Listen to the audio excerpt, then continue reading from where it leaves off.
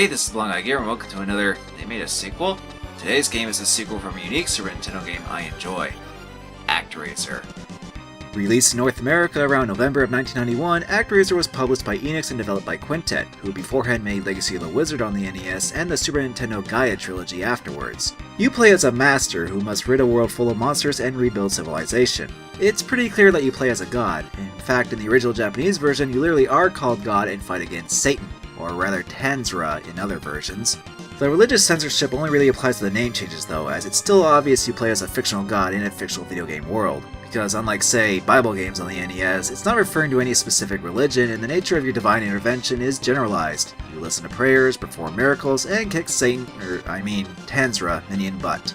What makes ActRaiser stand out is its two gameplay modes. You start off selecting an area to clear out, and after some glorified Mode 7, you play a side-scrolling action level as a statue come to life, which is limited to sword slashing, jumping, and using a set amount of magic, but is still more than capable of wiping out demonic forces. Once you clear the first level of that region, you then play in a top-down simulation mode to help repopulate the world. It's kinda like SimCity in the sense that you build towns, but instead of unleashing disasters for your own sadistic pleasure, you perform miracles to clear areas so more people can build homes on them and to answer pleas from the townsfolk, all the while flying around as a Cupid-like servant shooting down foes that wish to terrorize the newly built homes. By guiding people towards enemy spawn points, they'll seal the monster layers, improving the town's civilization level. The more people you get in towns, the more power the master gets as he levels up and acquires more hit points for the side-scrolling levels. Helping the people with their problems also rewards you with item offerings which can increase the master's magical abilities, deal with overhead enemies more easily, or use in other towns to solve even more problems. Once you rid of the layers and build a sufficient town, you go to a second action stage to rid the place of monsters for good and move on to another area to rinse and repeat. It's this dual design of side-scrolling action and town building that makes ActRaiser memorable. The gameplay in both aspects are fairly simple, but I still found it to be a game that gives you a feeling of fulfillment as you rid the world of evil and restore it to full prosperity. There's a good amount of various areas and stages, and for a first-year Super Nintendo game, looks pretty good. More so the side-scrolling sections than the overhead areas anyway. And let's not forget the music by Yuzo Koshiro, which is fantastic. Just the opening theme alone makes ActRaiser fondly remembered.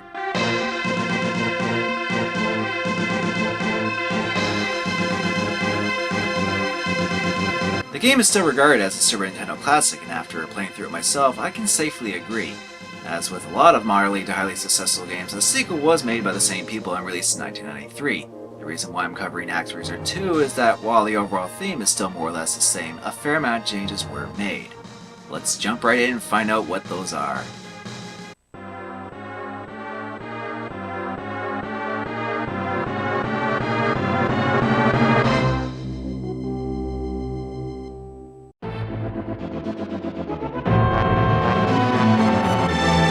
The first thing to note is that the game's setting and narrative does not directly take place after the first ActRaiser. In fact, the world in 2 is completely different geographically this time around, which makes me believe that this world is an alternative one compared to the first. The plot, and the religious censorship, is still pretty much the same, as you play as the master to save the world from Tanzra and his many evil minions again.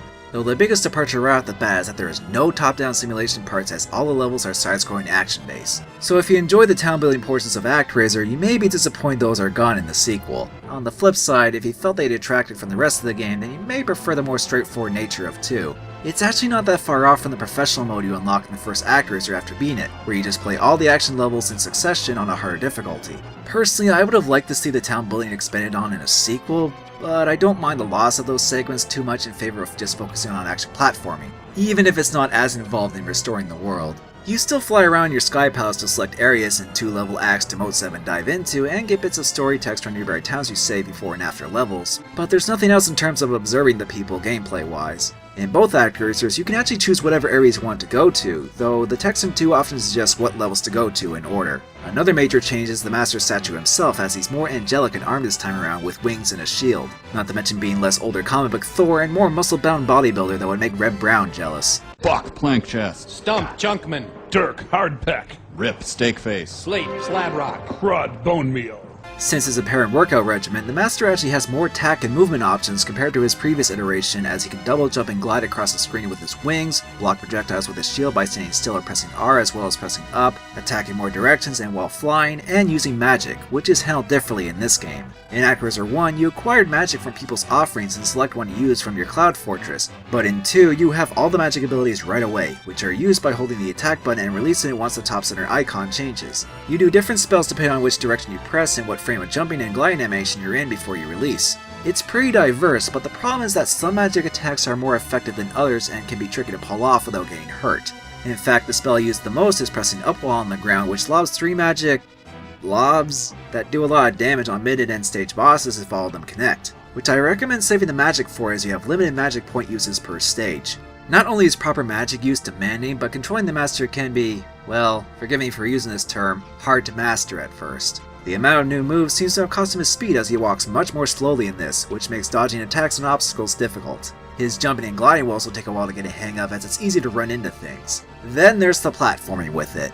You see, if you land on the ground while gliding, the master will still have momentum and skid across before he can stop. This can lead to some landings where you slide right off small platforms. Fortunately, by holding up while in the air, the master will slowly float down, and doing this in conjunction with the gliding will make him land squarely on his feet and not do the sliding animation, which is necessary for some platforms. It's a little complicated to pull off these kinds of moves, and this game does not give you mercy. ActRaiser 2 is a tough cookie, and you need to learn how the master's movement and abilities work if you want to get through this game. Even though the default difficulty in the first ActRaiser was lower than the North American version, it was still a fair challenge. But ActRaiser 2 does none of that, as it's considerably harder than the first. If you never played this game before and try to play it on just the normal setting, you'll quickly get backhanded. Because of that, my first playthrough attempt on normal pretty much went like this. Play a level, lose all my lives quickly, and essentially game over several times, try another level, game over, try another level, game over. Holy crap, this game is hard! So in all honesty, there really isn't any shame to play the game on easy the first time, which will give you more lives and magic points, enemies will take less hits to kill, and you take less damage.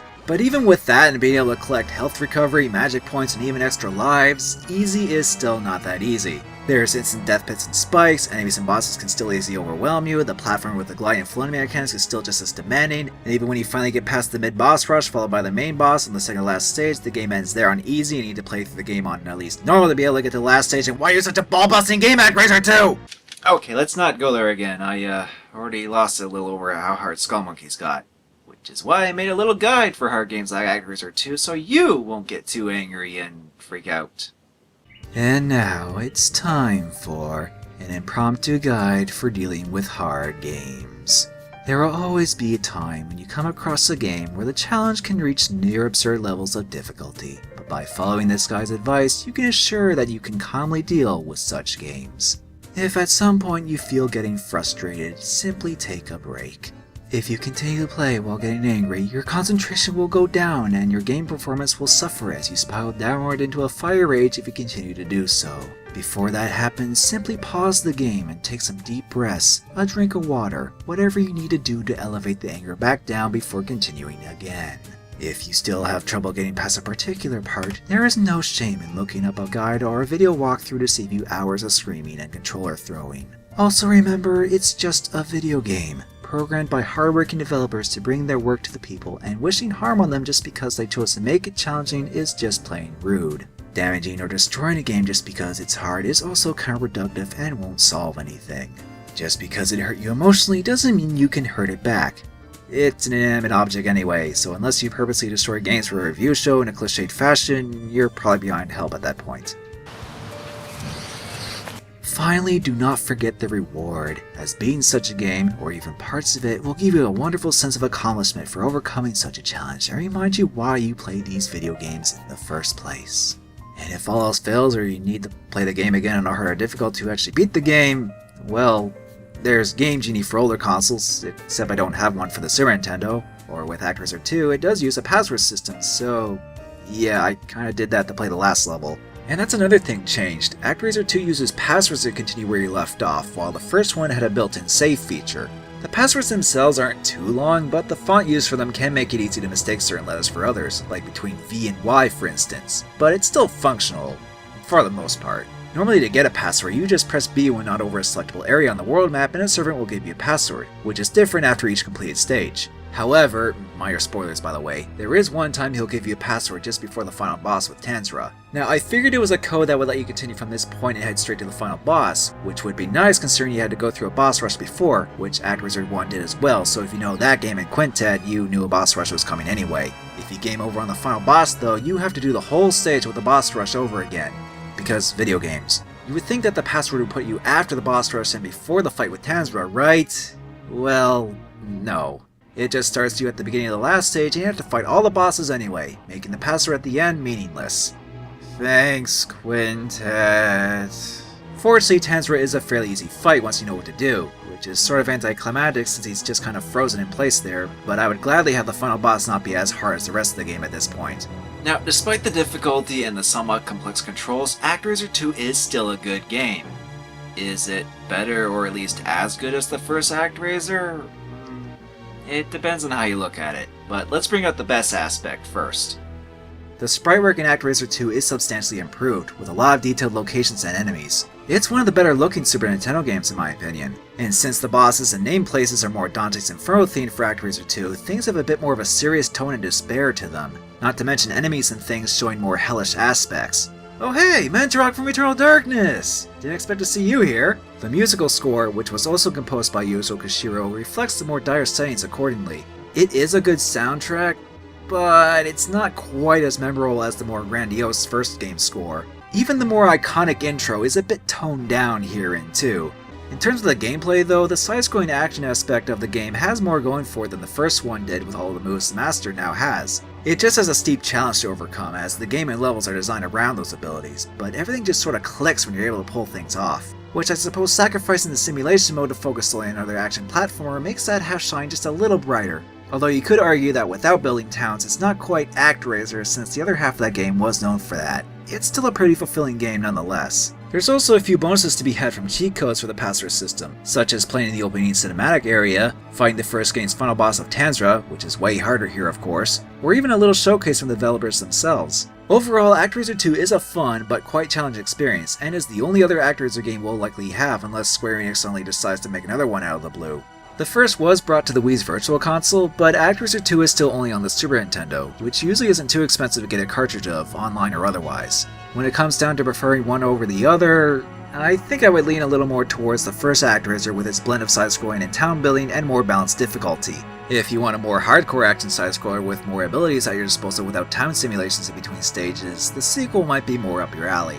ActRaiser 2 is a bit overshadowed compared to its more known predecessor, but it's still a sequel worth checking out as long as you're willing to tolerate the difficulty and changes from the first game. Also, remind me not to do another hard game for They Made a Sequel for a while. Yeesh.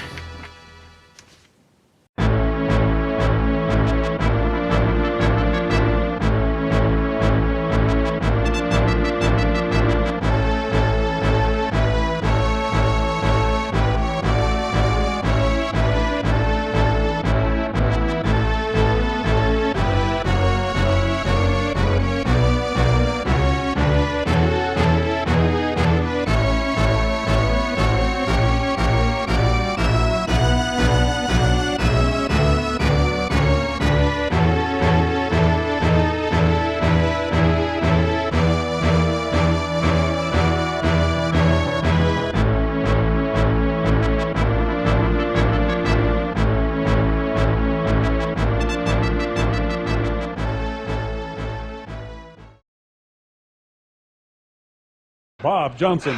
Oh, wait.